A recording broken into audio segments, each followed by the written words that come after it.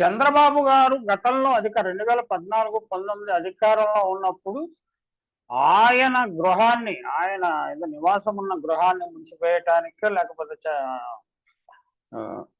YCP వారు కుట్ర చేసి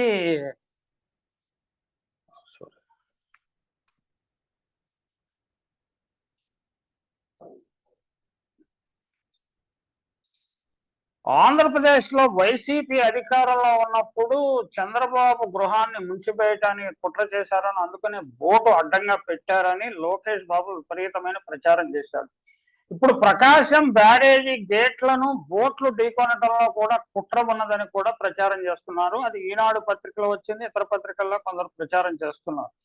ఆ బోట్లు ఢీకొనటం అంటే అధికారంలో టీడీపీ ఉన్నప్పటికీ, కూటమి ప్రభుత్వం ఉన్నప్పటికీ జగన్మోహన్ రెడ్డి పార్టీని కుట్ర చేయగలుగుతున్నదా?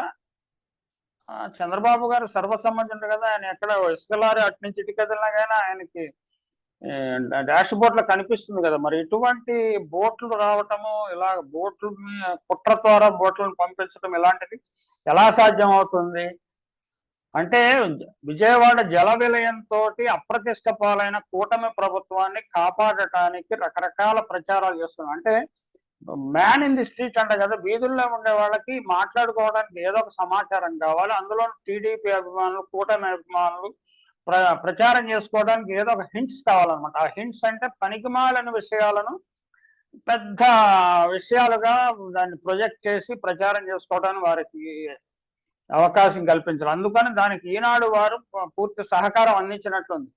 ప్రకాశం బ్యారేజీ బోట్లు ఢీకొనటంలో కుట్ర ఉందని, కుట్టుకుపోతే ప్రభుత్వానికి చెడ్డ పేరు తేవాలనేది దురుద్దేశం. ముందే గొల్లపూడి వైపు పడవల తరలింపు, పడవల యజమాని ఉషాద్రి, వైకాపా ఎమ్మెల్యే తలసల రఘురాం బంధువు రామ్మోహన్ కు సన్నిహితుడు అని వార్తలు వస్తున్నాయి.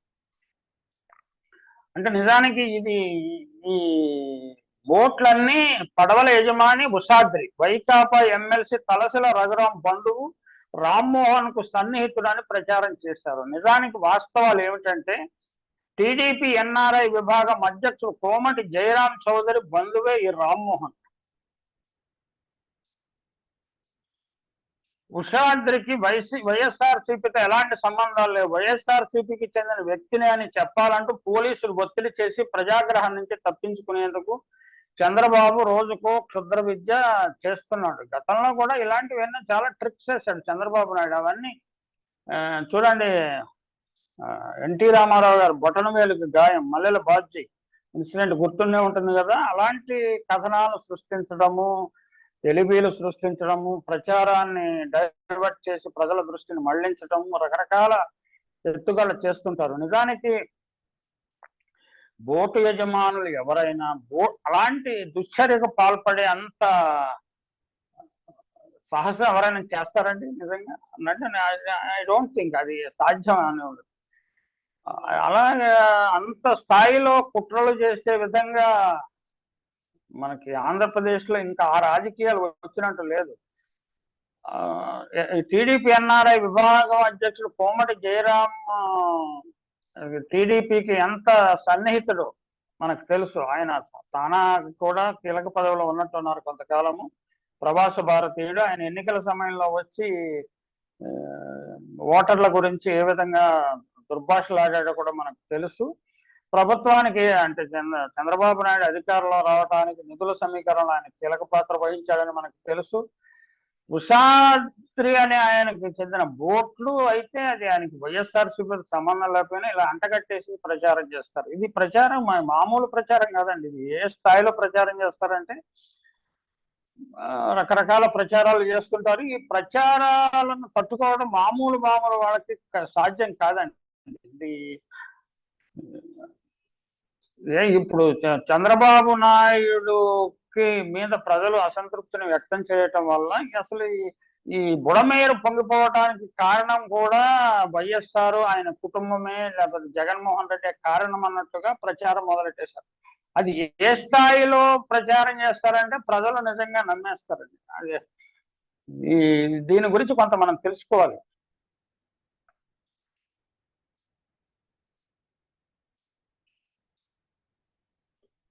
అంటే బురద పూయటం చాలా సులభం అవి, కానీ తవ్వితే చాలా విషయాలు బయటకు వస్తాయి. ఈ మధ్యన రకరకాల మంది వ్యక్తులను బురద చల్లటానికి ఉపయోగిస్తారు కదా. ఈ మధ్యన ఇటీవలి కాలంలో తిరువూరు ఎమ్మెల్యే కొలికిలపూడి శ్రీనివాసరావు గారిని ఉపయోగిస్తున్నారు. చంద్రబాబు నాయుడు ఒక్కొక్కరిని బదనాం చేయడానికి ఒక్కొక్కరిని ఉపయోగిస్తారు. బుడమేరు వరదకి వైఎస్ కుటుంబానికి లింకు చేసి కూడా ఆయన మాట్లాడుతున్నాడు.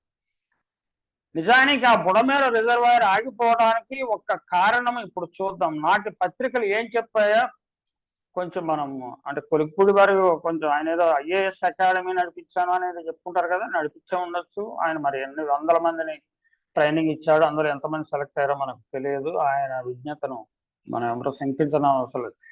కానీ అప్పుడు పత్రికల్లో ఏం వచ్చిన వార్తలు వచ్చాయో మనం చూస్తే తెలిసిపోతుంది. 1944-45 సంవత్సరంలో బుడమేరు, ఉప్పుటేరు, ఎర్రకాలువ నిమిత్తం special public works special revenue డిపార్ట్మెంట్లను ఏర్పాటు చేశారు. దీనికి నియమించిన ఎగ్జిక్యూటివ్ ఇంజనీర్ బుచ్చరాజు పంతుల ద్వారా చండ్రగూడెం, నందిగామ, వెల్లటూరు దగ్గర పరిశోధనలు జరపబడి అప్పటి అవిభక్త మదరాసు రాష్ట్ర చీఫ్ ఇంజనీరుగా ఉన్న ఎల్ వెంకట కృష్ణయ్య గారు, అప్పటి గవర్నమెంట్ చీఫ్ అడ్వైజర్ గా ఉన్న శ్రీ సొంఠి వెంకటరామమూర్తి పంతులు గారులచే తనిఖీ చేయబడినది.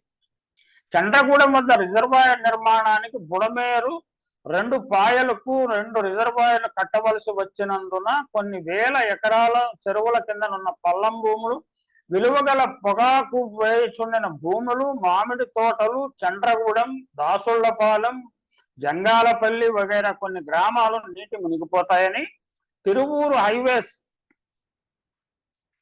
రోడ్డు రిజర్వాయర్లో మునిగిపోవటం వలన రోడ్డు తిరిగి చాలా మైళ్ళ మేరకు తిప్పి వేయవలసి వచ్చడం చేత చాలా ఖర్చు అవుతుందని ఆ స్కీమును విరమించుకున్నట్లుగా స్పష్టంగా రాశారు పత్రికలు, ఆనాటి పత్రికల్లో. ఆ స్కీము సముద్ర మట్టానికి 175 అడుగుల ఎత్తున ఉన్నప్పటికీ, తద్వారా ఎక్కువ మెరక భూమి పల్లం కింద సాగు అవ్వటానికి అవకాశం ఉన్నప్పటికీ, పై కారణముల వల్ల గవర్నమెంట్ వారికి ఎక్కువ ఖర్చు అవుతుందని నాటి ఆంధ్ర రాష్ట్ర ఇరిగేషన్ చీఫ్ ఇంజనీర్, అప్పటి అవిభక్త మదరాసు రాష్ట్ర చీఫ్ ఇంజనీర్ అయిన ఎల్ వెంకట కృష్ణయ్య గారి చేత విరమించుకున్నారు. ఆయన ప్రతిపాదనను ఓకే చేయలేదు. ఇది అసలు కథ. తిరువూరు శాసనసభ్యుల వారు నాటి ప్రభుత్వం ఖర్చుకు వెనకాడిన ఈ రిజర్వాయర్ ప్రపోజల్ నేడు తిరిగి చంద్రబాబు చేత ఒప్పించి తిరువూరు ప్రజల చేత త్యాగం చేయించి నిర్మించగలరా అని కొందరు ప్రశ్నిస్తున్నారు. ఆ కారణంగా మోకాలికి బోడుగండ్లకు లింకు వేసి వైఎస్ కుటుంబంపై మాట్లాడే గుర్తింపు కోసం ఆరాటపడే బదులు నాడు మూల పడేసిన ఈ రిజర్వాయర్ తిరిగి తిరువూరు చేత త్యాగం చేయించి నిర్మాణం చేయిస్తే మీకు పేరు వస్తుందో కొలికిపూడి గారు ఆలోచించుకోవాలి. ఎంత పేరు వస్తుంది. నిజానికి అలా చేయించగలిగితే బాగానే ఉంటుంది. బురద పోయటం చాలా సులభం, తవ్వితే చాలా బయటకు వస్తాయి. నాడు ప్రభుత్వం 840 ఎకరాల భూమిని సేకరించి ముత్యాలంపాడు నుంచి కొల్లేరు వరకు నిర్మించిన కరకట్టని ఆ తరువాత కాలంలో తవ్వుకుపోయారు. ఎవరు తవ్వుకుపోయారు? కొలికిపూడి వారికి చాలా స్పష్టంగా తెలుసు. వారు కూడా వైఎస్ఆర్సీపీ వాళ్ళే అని. వైఎస్ఆర్సీపీ పార్టీ ఎప్పటిది? వైఎస్ఆర్సీపీ వాళ్ళు తవ్వుకుపోయారా? టీడీపీ వాళ్ళు తవ్వుకుపోయారా? స్థానిక పెత్తందారులు తవ్వుకుపోయారా? పేదలు తవ్వుకుపోయారా అనేది కొలికిపూడి వారికి తెలియంది కాదు. అక్కడ ఒక సామాజిక వర్గం వారు ఎక్కువగా ఉంటారన్న విషయం కొత్తగా చెప్పనక్కర్లేదు. ఇక అదే ప్రాంతంలో రామారావు గారికి చుట్టాలు కూడా ఉన్నారని చెప్పుకుంటారు. కాబట్టి ఈ పాపం రామారావు గారి కుటుంబం, ఎన్టీఆర్ కుటుంబాన్ని అనొచ్చు కదా ఎవరైనా. అలాంటి అహేతుకమైన సాక్ష్యాధారాలు లేని గాలి వార్తల మీద ఎమ్మెల్యేలు మాట్లాడటము, తాను ఏదో ఐఏఎస్ అకాడమీ నడిపాను అని చెప్పుకునే కొలికిపూడి శ్రీనివాసరావు గారు మాట్లాడడం శ్రేయస్కరంగా ఉండదేమో. నిజంగా వైసీపీ వారు చేస్తే వైసీపీ వారిని శిక్షించే అధికారము ఇప్పుడు మన చేతిలో ఉంది కదా. అది లీగల్ గానో ఇల్లీగల్ గానో కూడా, ఇల్లీగల్ గా కూడా చేస్తున్నారు కదా, చాలా మంది దాడులు చేస్తున్నారు కదా. వాళ్ళందరికీ మరి బుడమేరు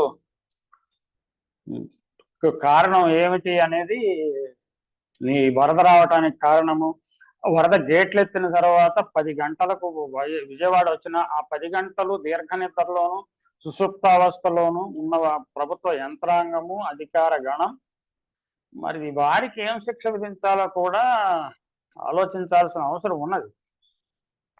మధ్య తరహా వాగైన బుడమేరకు సగటున 15 ఒకసారి వరదలు వస్తుంటాయి. ఎన్టీఆర్ జిల్లా ఏకొండూరు మండలం ఉమ్, జమ్ములవోలు దుర్గం కొండ శ్రేణి రెడ్డిగూడెం మండలం అన్నారావుపేట కొండ శ్రేణుల నుంచి 2 పాయలుగా పుట్టి నందిగామకు తీరు రెండు కలిసి బుడమేరు సాగుగా ఏర్పడింది.